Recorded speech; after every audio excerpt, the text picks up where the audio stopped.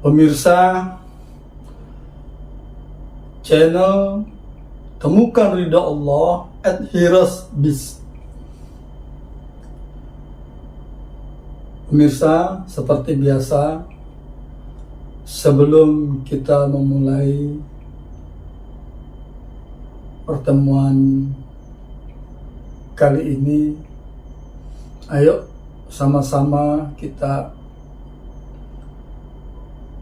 mengingat Allah dengan cara menarik napas yang dalam sambil menyebut dan mengingat nama Allah. Menyebut-nyebut Allah, Allah, Allah, dan mengingat Allah. Saat napas ditarik, udara dihirup, kemudian menghembuskan dengan kalimat hu sambil tetap mengingat Allah. Seperti biasa, jumlahnya 5 kali tarikan napas dan 5 kali hembusan napas. Mari mulai.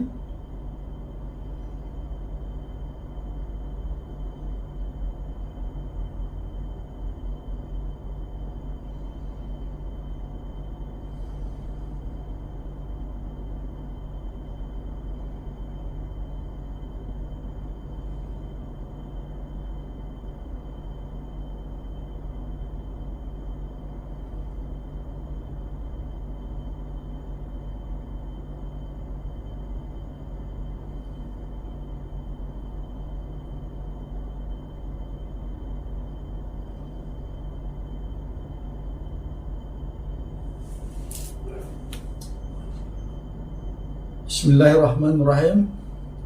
Assalamualaikum warahmatullahi wabarakatuh. Ketemu lagi dengan saya di channel Temukan Ridha Allah @hirasbiz. Pemirsa, dimanapun pemirsa berada, sambil apapun pemirsa, selamat mendengarkan channel saya, yang pada kesempatan kali ini saya akan meneruskan tentang rukun iman, yaitu rukun iman yang keempat, percaya kepada kitab Allah. Rukun iman yang keempat, percaya kepada Al-Quran. Pemirsa, sebelum kita masuk ke materi, ayo kita sama-sama mendoakan saudara, ibu, bapak, anak, istri, keluarga, kerabat, teman-teman kita agar selalu dalam lindungan Allah Subhanahu wa Ta'ala, dan kita berharap pasti syafaat Rasulullah SAW menghampiri diri kita, keluarga kita, sanak handai tolan dan kerabat kita. Dengan dasar ku anfusakum wa ahlikum nar. Itu ayat Quran. Cuman ayat yang keberapa saya tidak hafal.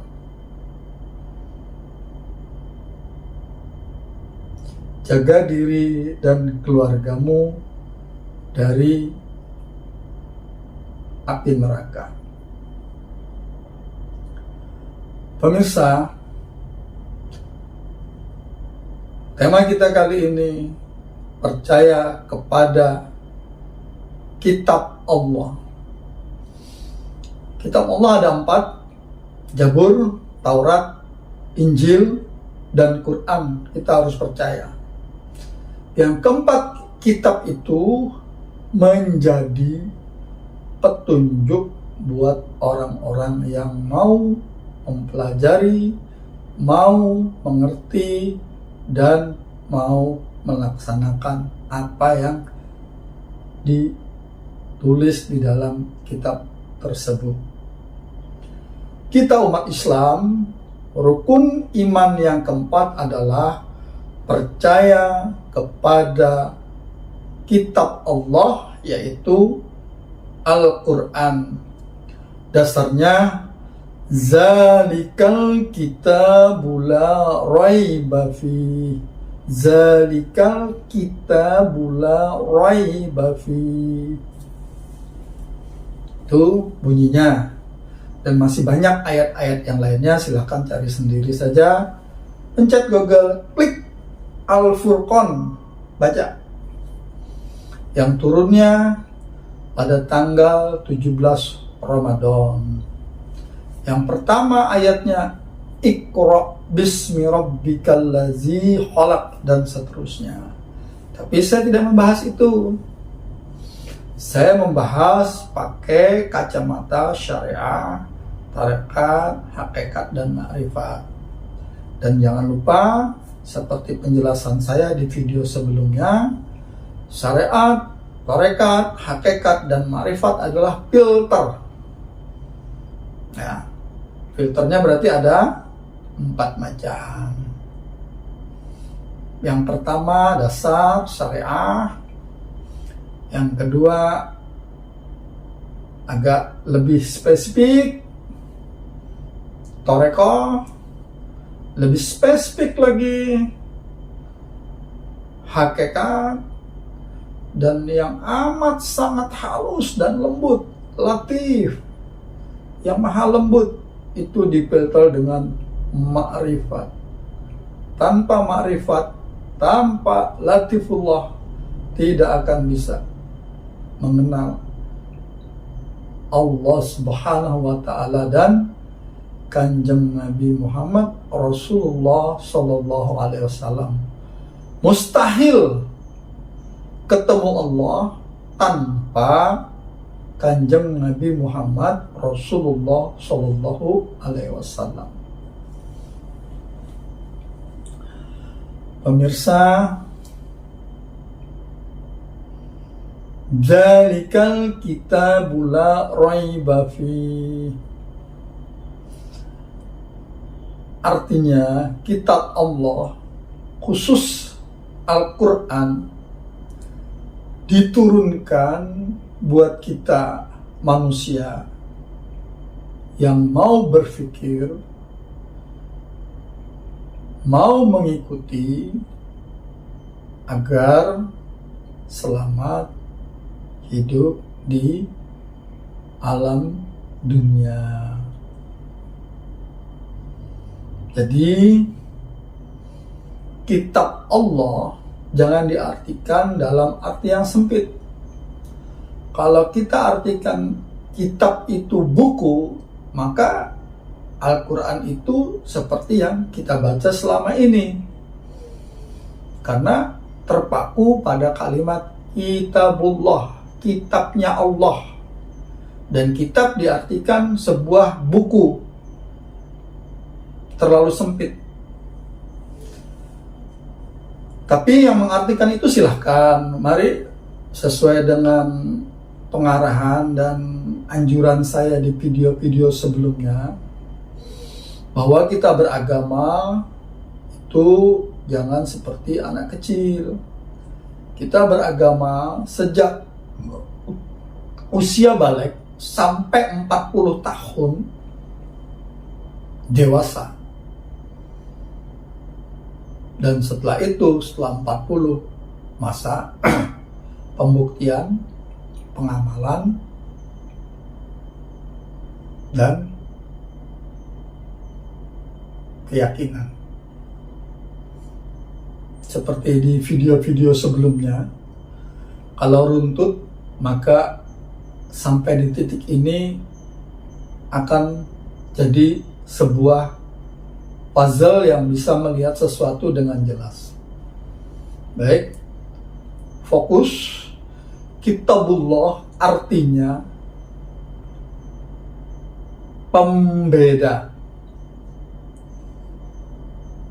petunjuk, cara. Gampangnya begini, ilustrasinya.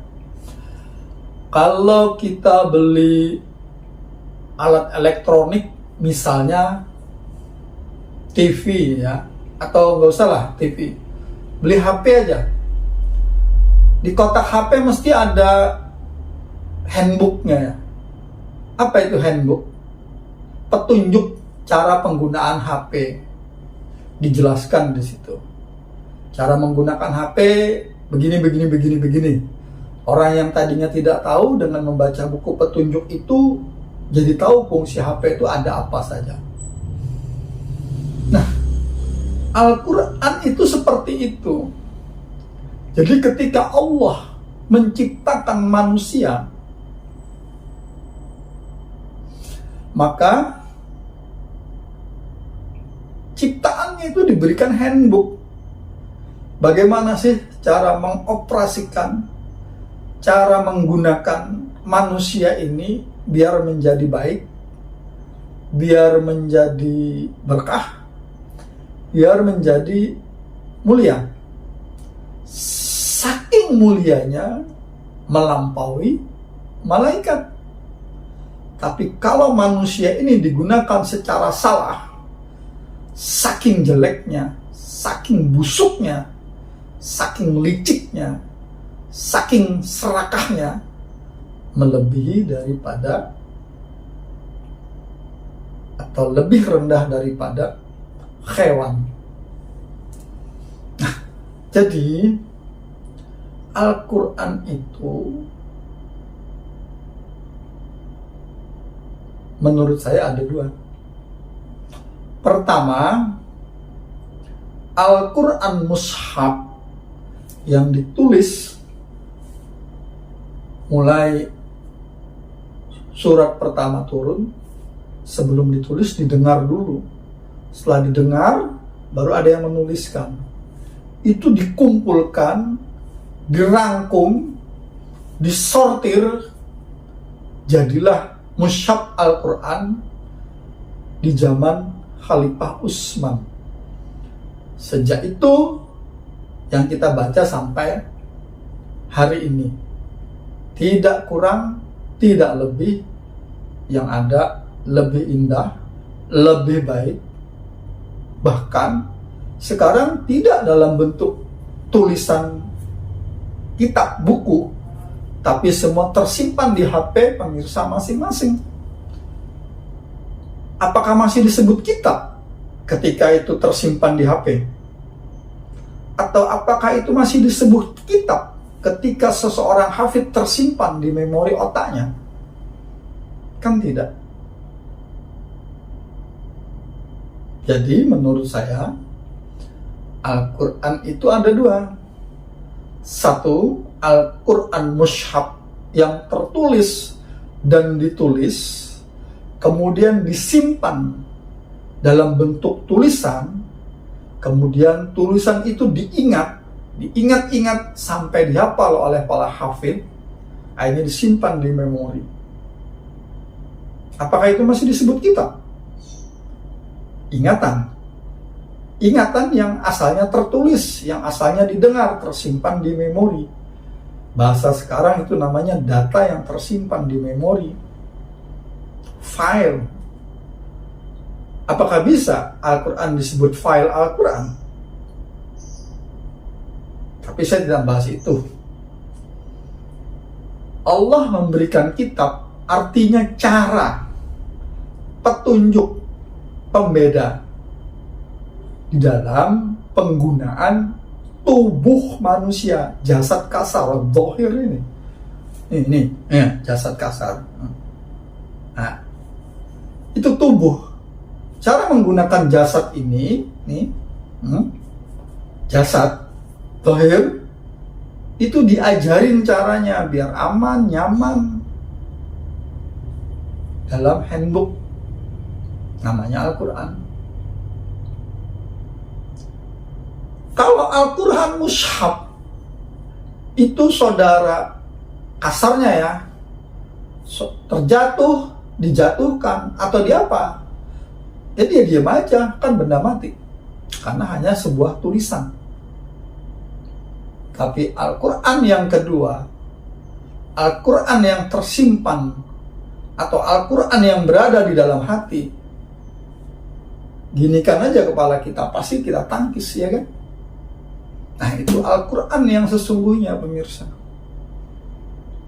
Nah, yang mau saya fokuskan adalah kitab yang kita dengar maupun kita baca, kita lihat dari mushaf, dan Quran yang ada di dalam ruhani kita, Quran yang ada di dalam diri kita.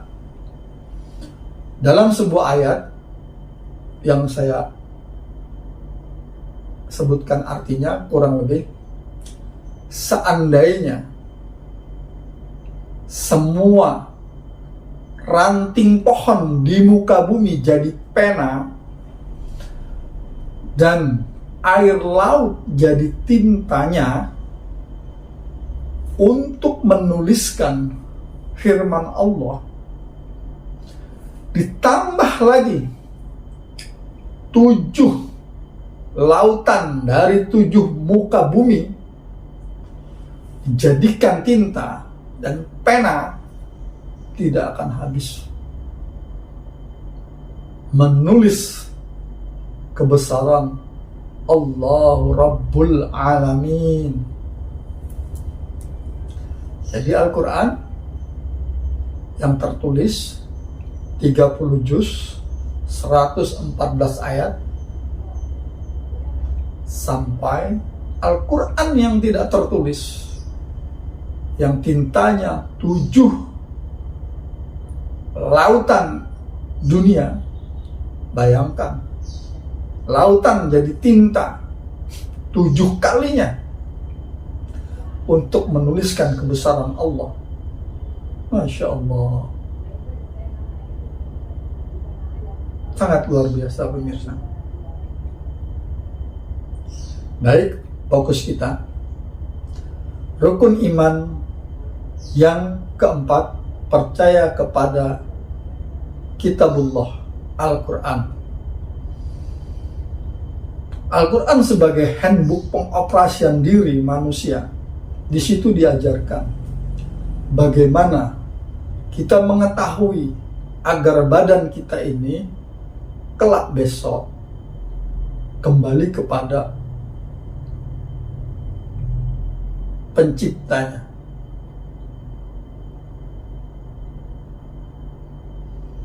Ayatnya,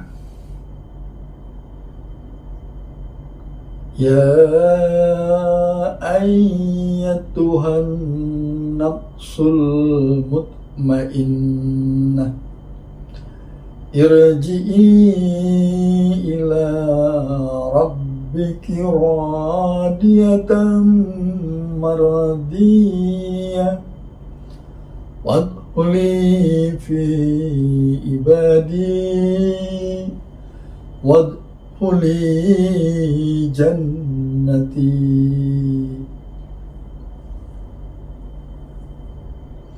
Kalau kita suka atau pernah atau setidak-tidaknya mendengarkan, biasanya ayat ini dibacakan pada saat jenazah mau dimasukkan ke liang lahat. Apa gunanya? Kita sudah tidak berdaya dengan jasad kita. Justru ayat ini dibaca ketika kita masih sehat, masih segar bugar. Dibaca sendiri, jangan orang yang membacakan. Sudah tak ada gunanya. Batasnya adalah inna lillahi wa inna ilaihi raji'un.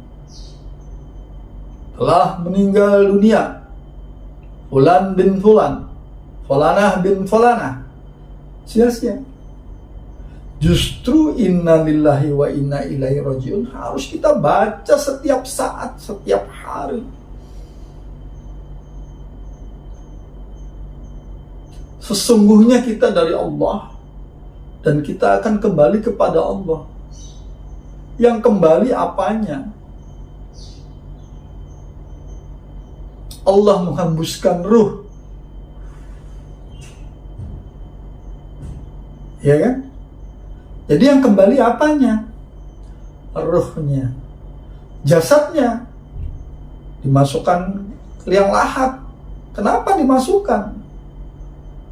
Biar tidak mengganggu ketentraman lingkungan karena bau busuk bangkai.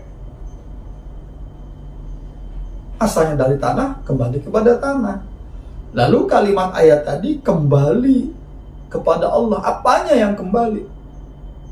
Ruhnya. Pernahkah pemirsa channel Temukan Ridha Allah @Hirsbis berpikir,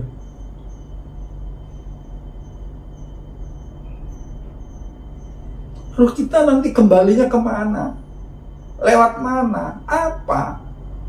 Dan itu semua ada di dalam kitab Allah yang bernama Al-Furqan. Petunjuk mulai dari lahir sampai mati. Sampai nanti setelah mati. Adanya di Al-Quran. Pemirsa yang dirahmati oleh Allah, Allah butuh sama kita. Kitanya yang cuek, tidak butuh sama Allah. Tapi sebagian orang mengatakan katanya Allah tidak butuh kamu, kamu yang butuh Allah. Terbalik kalau menurut saya. Allah butuh kita. Mau tahu dasarnya apa Allah butuh kita? Ya karena tadi handbook tadi, Al-Quran tadi, petunjuk tadi, di situ diajarkan metode cara agar kamu menggunakan dirimu, zahirmu, tubuhmu dengan baik.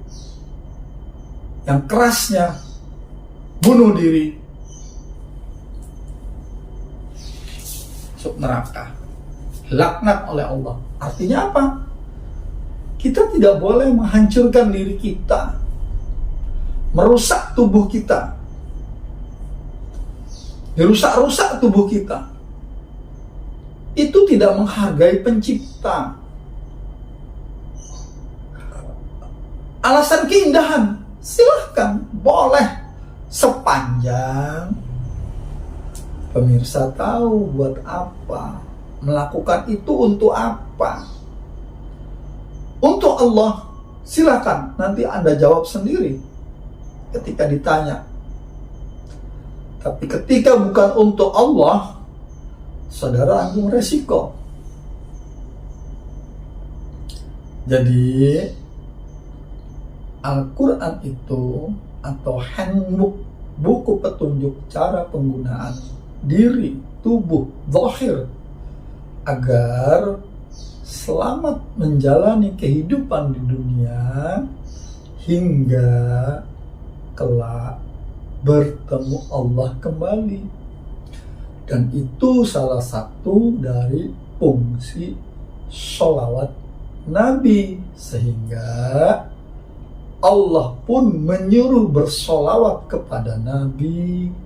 Shallu ala Nabi, Allahumma salli ala Muhammad, Allahumma salli ala Sayyidina Muhammad, Allahumma salli ala Sayyidina Safina Jurina wa barakatina ya Maulana Muhammad, Allahumma salli wa sallim wa barik alaih.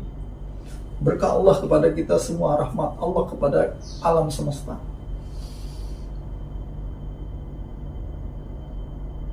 Jadi dengan sholawat, insya Allah pasti kita akan mendapatkan syafaat Rasulullah. Dengan catatan ada lagi, dan itu semua tertulis di dalam kitabullah, yang mushaf maupun yang batin di dalam tubuh kita ini. HP itu, HP Kalau cuman casingnya tok, nggak ada isinya, bisa nggak nangkap sinyal? Atau HP-nya lengkap, semua berfungsi, tapi kuotanya nggak ada? Atau semua lengkap, kuota nomor ada, sinyalnya nggak ada? Bisakah menangkap tanda-tanda? Nah, itulah gunanya syariat, tarekat, hakikat, ma'rifat. Dipelajari selagi hidup, selagi muda, selagi kuat, selagi mampu.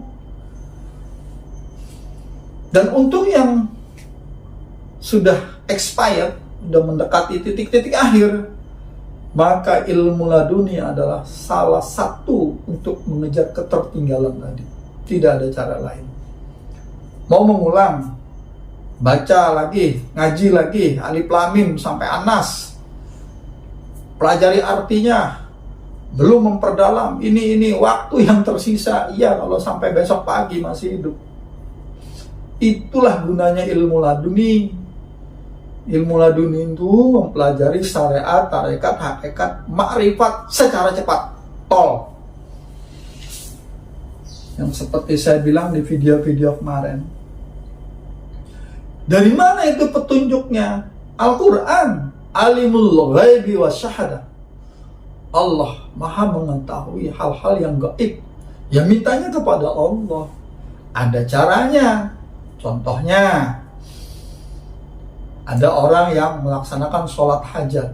Berarti kan dia ada permintaan, dia lakukan sholat hajat. Ada yang pengen memilih, dia lakukan sholat istikharah.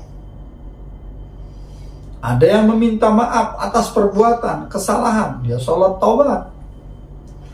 Ada yang minta kaya, dia sholat duha atau sholat hajat. Sholatnya betul, tata caranya betul, doanya hafal, tapi sinyalnya tidak ada, channelnya tidak ada, HP-nya belum punya, error aplikasinya tidak terinstall, maka tidak ada koneksi antara ruhanimu dengan yang menghembuskan ruhani. Dan itu semua kuncinya lewat salawat Nabi. Sallu ala Nabi, Allahumma shalli ala Muhammad, ya Rabbi sholli alaihi wasallim. Nah, itu semua ada di mana? Di dalam Al-Quran, Al-Furqan. Al-Quran itu yang tertulis mushaf, Al-Furqan itu diri. Kalau Al-Quran diinjak-injak, diam aja dia. Dibanting, diam aja. Cuma tulisan mushaf. Tapi Al-Furqanmu di dalam dirimu, ditonyo aja, kepalamu mesti balas. Apalagi diinjak, bunuh-bunuhan. Harga diri katanya. Apa sih harga diri? Yaitu Furqanmu yang ada di dalam dirimu.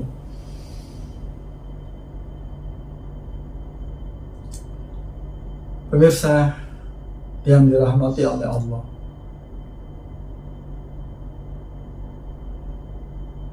ayo sama-sama kita mempelajari Al-Furqan yang ada di dalam diri kita dengan cara membaca kitab Allah, Al-Quran. Tapi bukan hanya dibaca walaupun itu berpahala, tapi banyak ayat, fikirkan, zikran katsira. Ingat Allah yang banyak. Ingat itu beda dengan wirid loh ya. Zikir sama wirid beda. Kalau wirid, subhanallah, subhanallah, subhanallah, subhanallah. Bacaan yang diulang-ulang yang terdengar karena melewati mulut. Anak kecil juga bisa. Tapi zikir itu berpikir, diam,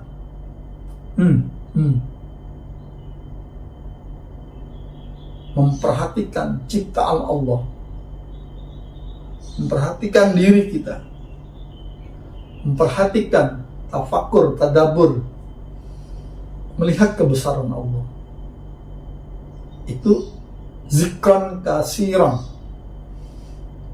berpikir, ingat yang banyak. Banyak itu lama, ya kan? Berulang-ulang, dipikirkan lagi, dipikirkan lagi, dipikirkan lagi, sambil disebut-sebut, luar biasa. Itulah dasar kenapa ayat tarik nafas sambil menyebut nama Allah sekurang-kurangnya 5 kali dalam setiap saya mengajak pertemuan. Karena kita menyatukan antara rohani dan tubuh kita biar terkait, sehingga terjadi koneksi, bersolawat. Dan itu tata cara berhubungan dengan Allah lewat Rasulullah.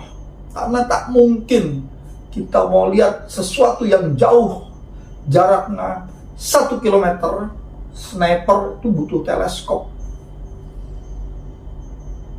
Makrifat. Gimana kita melihat sesuatu yang amat sangat halus dengan mata telanjang? Kan tidak mungkin. Butuh mikroskop, ya kan? Pernah lihat mukanya nyamuk enggak? Yang diperbesar 1000 kali, lebih serem dari singa. Pernah lihat muka singa atau harimau? Mukanya seperti itu. Kalau lagi cool, habis makan diam bagus, tapi barang dia lagi marah, bagaimana mukanya? Itu harimau, bisa dilihat dengan mata. Lah lihat muka nyamuk bagaimana? Tapi ada gambar muka nyamuk yang diperbesar 1000 kali atau 10.000 kali di bawah mikroskop. Mukanya amat sangat menyeramkan, lebih seram dari harimau. Klik di Google. Sekarang ini sudah mudah. Allah itu memberikan semuanya. Diobral ilmunya Allah ini. Tapi cari yang berhubungan dengan kebesaran Allah. Dan itu Quran. Salah satu dari sekian tetes 7 lautan tadi. Handbook. Dari situlah kita bisa melihat Allah. Kebesaran Allah. Dari situlah kita bisa mengenal Allah. Dan itu semua mustahil tanpa Nabi Muhammad Rasulullah Sallallahu Alaihi Wasallam. Karena apa? Quran dibacakan, diturunkan langsung kepada Nabi Muhammad Sallallahu Alaihi Wasallam lewat pelantaran malaikat Jibril, disampaikan kepada para sahabat, dibaca berulang-ulang, kemudian dituliskan, dibukukan oleh Khalifah Utsman, dan kita ulang, kita baca sampai hari ini karena Allah sendiri yang menjaga. Tapi apakah kita sekedar membaca, hafal surat? Contoh yang sederhana, Qul huwallahu ahad, Allahus samad, lam yalid walam yulad walam yakul lahu kufuwan ahad. Dibaca 1000 kali, 10.000 kali, 100.000 kali, tapi kita tidak tahu artinya. Terputus koneksi antara HP satu dengan yang lainnya, terputus karena tidak ada sinyal. Walaupun yang dibaca betul. Apa sinyalnya? Nur Muhammad. Bagaimana koneksi Nur Muhammad? Sholawat. Allahumma sholli ala Muhammad, Allahumma sholli ala Sayyidina Muhammad, Allahumma sholli ala Sayyidina Syafina Jurina wa Barakatina ya Maulana Muhammad, ya Rabbi sholli alaihi wasallim. Kuota beli apa? Gratis. Starlink gratis apa beli alatnya? Telkomsel kartunya beli apa gratis? Ya dicari, dibeli. Sinyal kepada Allah kok mau gratisan? Ya, itu pemirsa. Tapi ya enggak apa-apa. Ini saya ini saking ingin mengajak pada pemirsa agar kita mengenal Allah. agar kita mengenal Rasulullah. Karena mustahil kita tahu Allah tanpa Rasulullah. Bagaimana Allah, bagaimana Rasulullah. Ada sebagian orang ya, para kaum sufi lah. Sufi itu orang-orang ahli ma'rifat ya. Orang yang menghususkan diri. Atau para wali Allah. Dia berkata begini, dan itu betul menurut saya. Muhammad itu, maksudnya di sini Nabi Muhammad ya. Nabi Muhammad itu perwujudan Allah di muka bumi. Masuk akal? Masuk akal. Tapi itu bukan Allah, itu Muhammad. Sama dengan kita. Terus apanya yang disebut wujud Allah? Sifatnya. Tidak ada sesempurna manusia kecuali Nabi Muhammad Rasulullah SAW. Dan itu semua tertulis di dalam kitab Allah. Dari surat Al-Baqarah sampai An-Nas, dimulai dengan surat Al-Fatihah, semuanya bagaimana cara menggunakan tubuh kita, cara menggunakan diri kita, agar datang proses pemakaian tubuh sampai kembali, nyawa kembali kepada yang menghembuskan. Dan itu ada di Al-Quran. Ada dosa, ada pahala, ada siksa, ada bahagia, ada rasa sakit, ada rasa bahagia, ada surga, ada neraka. Itu hanya ada di Al-Quran atau di kitab-kitab samawi yang mengatakan bagaimana keberadaan Allah. Pemirsa,